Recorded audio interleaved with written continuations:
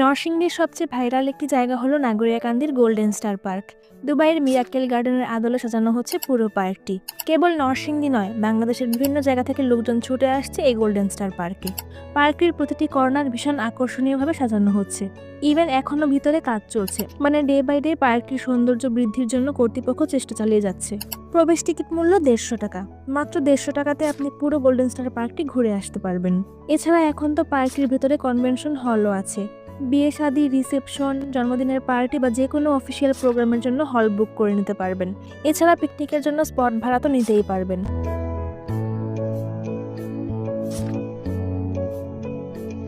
আমি এবার গিয়ে দেখতে পেলাম বিশাল এই বাটারফ্লাই শেপের স্ট্রাকচারগুলো, যেগুলোর প্রতিটিতে অসংখ্য কালারফুল ফুল গাছ লাগানো হয়েছে। কিছুদিন পর যখন বসন্ত আসবে আর সবগুলো গাছে ফুল ফুটবে, ভাবতে পারছেন তখন কতটা সুন্দর লাগবে এই জায়গাটা।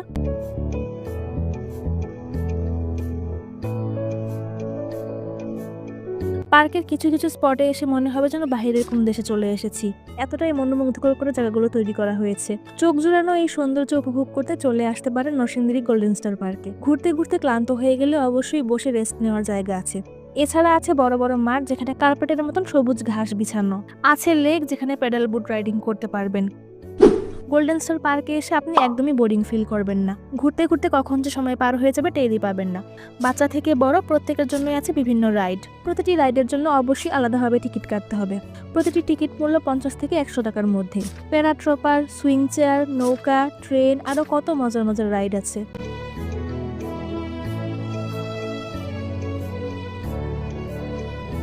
আর কোনোটাই উঠেন আর না উঠেন, প্যারাট্রপারে মাস্ট বি উঠবেন, কারণ এই প্যারাট্রপারে উঠলে একদম উপর থেকে পুরো পার্কের অসম্ভব সুন্দর ভিউ এনজয় করতে পারবেন।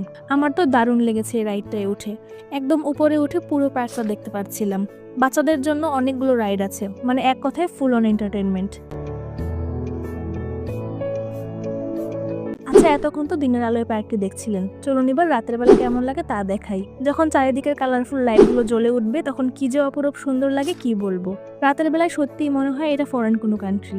আমি একটু বিকেল বিকেল গিয়েছিলাম, রোদ ছিল তখন, তাই তো আমি দিনের আলোর ভিউ এবং রাতের আলোকসজ্জার ভিউ দুইটাই উপভোগ করতে পেরেছি।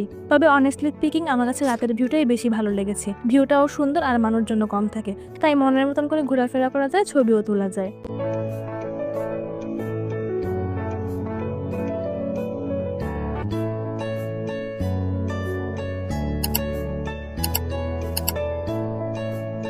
রাতের বেলাও আমি রাইডে উঠেছিলাম। অ্যান্ড সি, কি সুন্দর লাগছে পুরো পার্কটি দেখতে।